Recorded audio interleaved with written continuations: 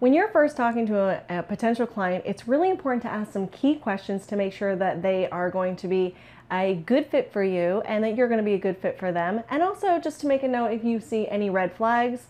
I'm going to share with you some of the questions that I ask in the initial phone call that I think are pretty key. So stay tuned and let's do this.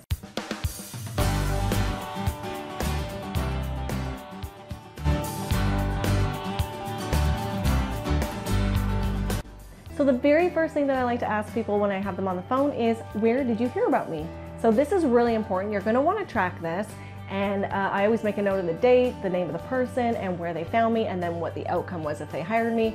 And then that way you can kind of see, is there a pattern? Am I getting a lot of really good clients coming from a specific source that are hiring me on, and maybe ones that come from this source are more tire kickers?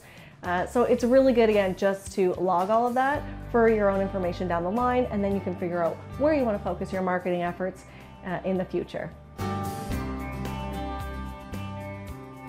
The second thing is you always want to be sure to ask them where they live. This is important for me because I don't really do e-design services at this point, but I also need to know, I get a lot of people contacting me that are kind of in the Toronto area, which then means that I have to add on for travel time, and sometimes I take the 407, which is a toll road. That's going to cost me more money, so my initial consultation rate has got to go up. So I let people know I'm actually in Burlington, so it's a little ways from you, but I definitely service your area. And I'd be happy to help you. There is just going to be a little bit of an increased charge for my travel time.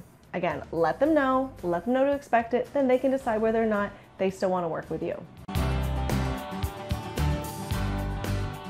It's always great to also ask them, what are your timelines for the project?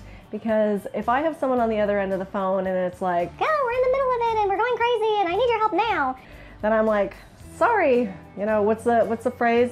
Your lack of planning does not constitute an emergency on my part, that sort of thing. So just because someone else hasn't planned properly and they're desperate and they need you tomorrow, you know, that's not your problem, okay? So I really recommend you don't go out tomorrow and you don't even go out that night, or even that week I try not to go and see clients. So it's really important to ask them what the timelines are, because when I hear people say like, oh, you know what, we've been wanting to do this for a few years, but we've saved and we want to do it right, and we know that it's important to plan. Like, those are things I love to hear. I want to know that they are planning and that it is really important for them, because they understand that, you know, these things do take time.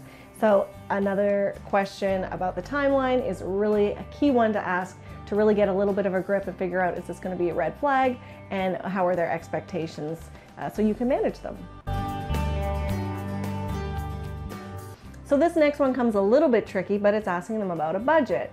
And a lot of times, people really have no idea what it's going to cost. So if you want to do it en suite, you know, I talk to people and they might be like, oh, yeah, you know, we're kind of thinking about 10 or 15,000. For a full bathroom, you want a full gut. That's not happening for $10,000. Not in my neck of the woods anyway, unless you're calling bath fitter, in which case you're not calling me. So you know, it's really important to ask about the budget. And if they haven't got an idea, that's where we come in, and then we can say, hey, you know what, during the initial consultation, I can give you some guidelines, I can help you out and give you an idea of what things are going to cost. It's really important. And you'll find that people are typically maybe a little reserved about giving their budget because they think that you're going to go and just blow the whole budget. While we're calling it a budget, just so you know, I like to ask them about their investment amount. What is your investment amount? Because they are investing. They're investing in their home and, you know, in their biggest property, their biggest actual asset that they have. Finding out about the budget is important. And a lot of times if you keep getting people who say, you know, they have $5,000 to spend and they want to redo a whole dining room.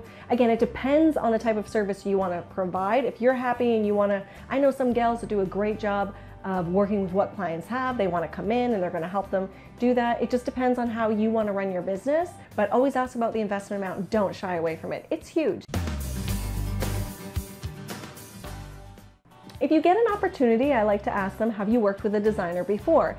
And, you know, sometimes I have come across someone who says, yeah, I've had 3 designers and, you know, none of them worked out and blah, blah, blah. And to me, it's just like, red flag. Like, that is a red flag, because really, I can see, you know, maybe you worked with one maybe 2 and it didn't work out. But once you start getting to a few designers, I have a little bit of a problem. I think maybe the problem is then with the client and not necessarily with the interior designers or design professionals that they hired. So it's also good to just ask them about, if you did work with one, how did you get on with them, or, how did you find that? And, just get a little bit of feedback from them. Again, you're going to pick up little things in their tone or in the way that they speak.